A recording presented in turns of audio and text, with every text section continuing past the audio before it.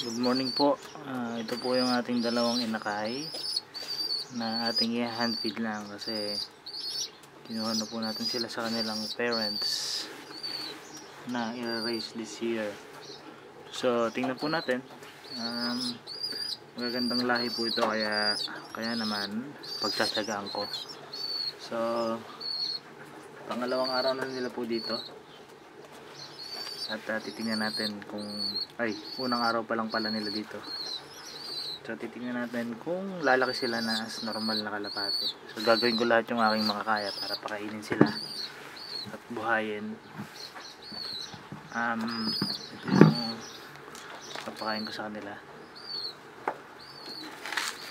Ayan. Yan. So ito yung mix. So tingnan natin kung bubuhay sila sa pamamagitan lang ng hand feeding. Pero tingin ko mabubuhay naman. Kaya nga lang syempre ang inaano natin dito yung size nila, kung lalaki ba sila ng normal size. So ito yung ating grains. Ayan. At ito naman yung ating ibon. Ayan siya.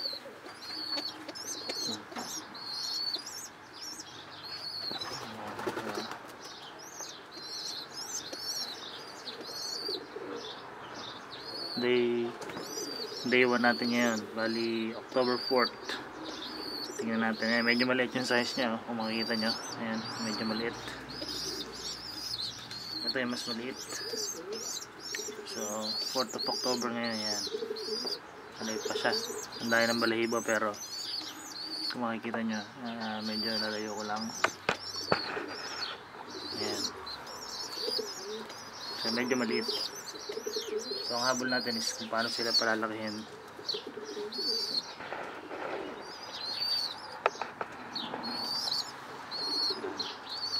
Okay, so sinusubukan ko lang sila ng ganito, magitan ng grains. Ayan, dala-dalawa. Yan pa lang kasi yung kasya sa bunganga nila. So pagka medyo malaki-laki na yung bibig nila, pwede ko nang palakihan. So ayan, simulan na natin na magpapakain sa kanila. So mano-mano ko lang. Ito. Hindi ko pa kaya yung nahihirapan pa ako dun sa mga napapanood sa YouTube din.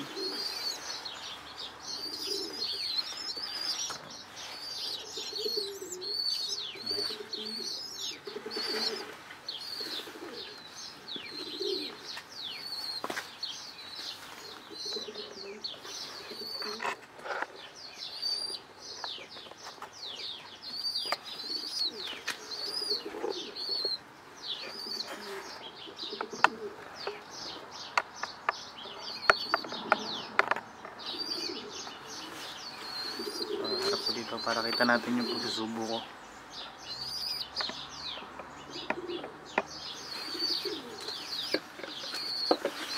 Ang ginagawa ko lang, ayan, buha ng dalawang butil, subo. Kapag mais naman,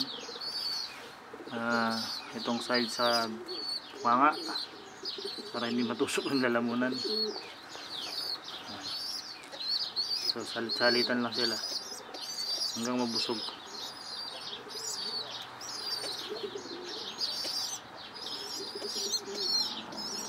Pero so far, kung makikita nyo po, ang ating alaga ay nagre-respond naman sa pagsusubo ko.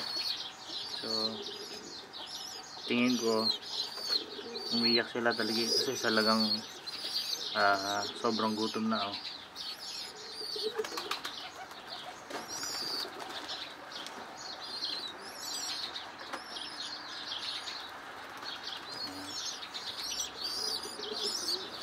Tapos since dry yung pinapakain ko sa kanila, tinutubig ko gamit ito syringe natin. Ayan, naman tayong syringe. Konti-konti lang. Nakikita ko nahihirapan pero ayan, pero parang gusto pa nila. Tingnan mo to. So, hindi tayo na. Yung ginagawa ko, pinapakain ko yung malalaking butil.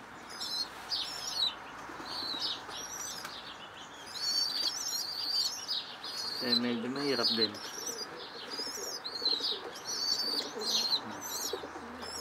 Pero kung makikita nyo yung response nila, yan. Mukhang gusto naman nila. Yan, mukhang ginaganahan naman. Puro high protein yung pinapakain ko eh. So yung maliliit, try ko maliliit for fats. Yan. Binubuka ko na yung bunganga. Sige, yan.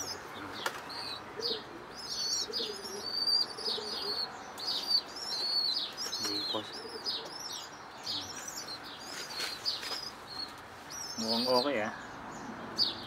Mukhang mabubuhay.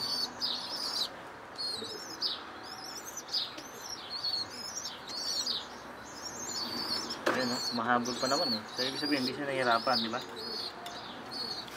Ako nahihirapan. Ayun, mahabol eh. Very nice. Tingnan natin kung gaano katagal napupuno yung bibig nila.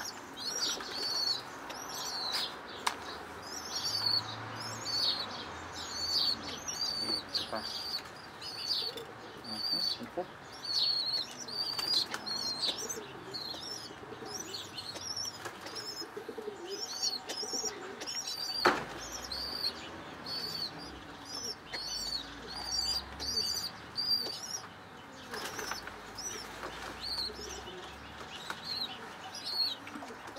Ayan, nagbulo na lang. Baka naman.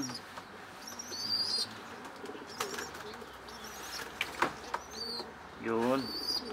Ulam pala.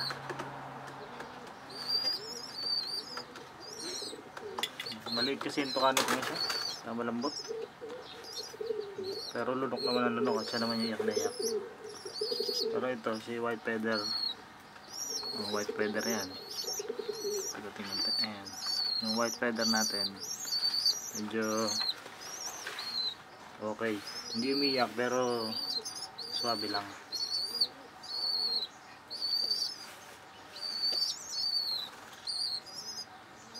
Oopsie. Ayan, tingin nyo kaya mabubuhay ito at kaya ko ito binubuhay kasi future breeder ko to.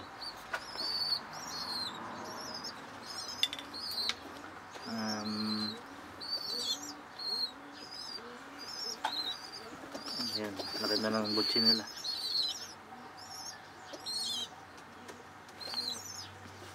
Sumusuka na dun si baby. Kasi pagod na siya, dito muna tayo sa gusto lang. Siyempre, dito tayo sa walang issue. Ayan. Kung may issue, ito ba yan? Bulo. Nasinok si Borno. Yan yung tubig. Sinok na eh.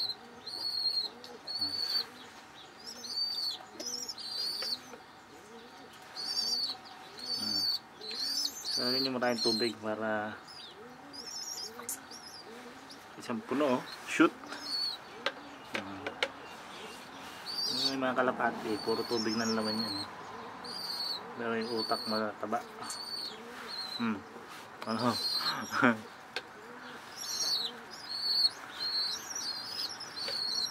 Ganda na.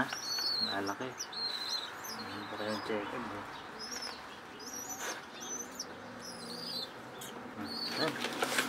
So ayan. Solve. Tutulog-tulog pa. Ito mukhang kulang pa. Hindi pa putok eh. Hindi ako pa ng mga 10 butil. Tingin ko dapat dahan-dahan lang eh kasi wala silang ginawa kundi lumunok. Ito kayo.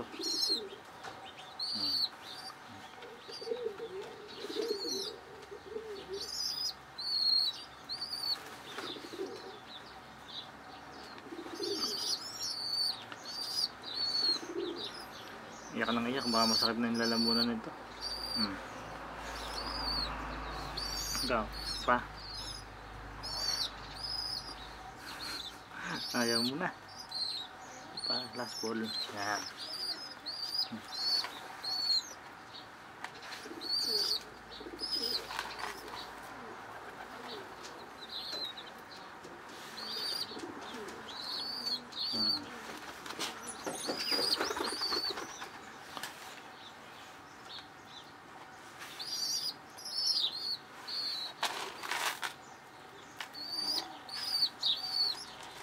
Tayo natin yung maliliit na butel. Budburan ng maliliit na butel. Okay, so ayan, mukhang behave na. Tulog na yun. Hindi, ito may problema to na ano siya, nahawakan ko yung mata niya. Sinusubukan ko. Pero ayan, okay na. So lagyan ko pa ng maraming tubig. Kasi ito, kung makita nyo, 10 ml. Ayan, 10 ml, konti lang yan. So ibig sabihin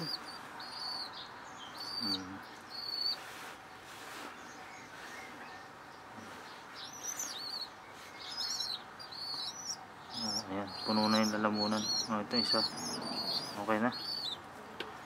Mamaya naman. So yan po, mano-manong dry feed. Mapansin nyo yan. Pero isang palad pa lang yung size nya ito. Pero binisog ko na ito, ayan. Pangalanan natin, madali naman matandaan ito kasi white feather at saka ano, white feather at saka normal lang. Isa, ito mas maliit nung kahapon pero mas iyakin siya, pero ayan, manipis. Manipis, pero busog na yan. Umiyak pa, pero mamaya bibigyan ko ulit, papahinga ko muna. So ayan po mga kalapatids, bagong project.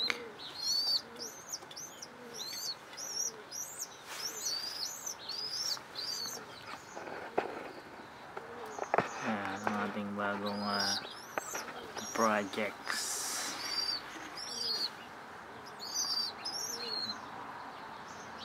Okay, thank you po for watching.